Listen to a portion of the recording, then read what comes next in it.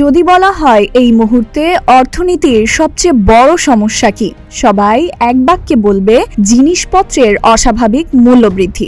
জিনিসপত্রের দাম যেন বেড়েই চলেছে। বিশেষ করে চাল, ডাল, চিনি, ভোজ্য তেল সহ নিত্য প্রয়োজনীয় পণ্যের লাগামহীন দাম বৃদ্ধির কারণে সাধারণ মানুষের জীবনে নাভিশ্বাস উঠে গেছে। প্রশ্ন হচ্ছে, তাহলে কি হচ্ছে? দাম কেন বেড়েই চলেছে? দাম কেন একই থাকে না? সব বিক্রেতারা কি ইচ্ছাকৃতভাবে একসঙ্গে দাম বাড়াচ্ছেন?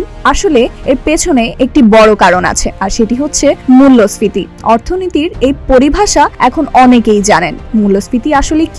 সহজভাবে বললে দাঁড়ায়, যখন সময়ের সঙ্গে জিনিসপত্রের দাম বাড়ে, এর ফলে টাকার মান কমে যায় এবং যে কোনো পণ্য আগের তুলনায় বেশি দামি লাগে, একেই মূল্যস্ফীতি বোঝায়। তবে হঠাৎ করেই এই মূল্য বৃদ্ধি হয়নি। মূলত 2022 সালের ফেব্রুয়ারির শেষে ইউক্রেন রাশিয়া যুদ্ধ শুরুর পর থেকেই অভ্যন্তরীণ বাজারে পণ্যমূল্যের দাম ঊর্ধ্বমুখী হতে শুরু করে, বর্তমানে যা তীব্র আকার ধারণ করেছে। এবং দুঃখজনক বিষয়, দক্ষিণ এশিয়ার দেশগুলোর মধ্যে বর্তমানে সর্বোচ্চ মূল্যস্ফীতির শীর্ষে রয়েছে বাংলাদেশ।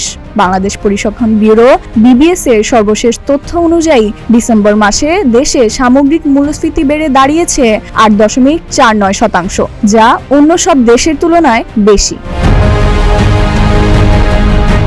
তুলনামূলকভাবে ভারতের মূল্যস্ফীতি প্রায় 0.25%, শ্রীলঙ্কায় তা নেমে এসেছে 2.1%, এবং নেপালে 1.47%। পাকিস্তানের মূল্যস্ফীতি 6.2%। ফাইজা মেহেদী নরিন, প্রতিদিনের বাংলাদেশ।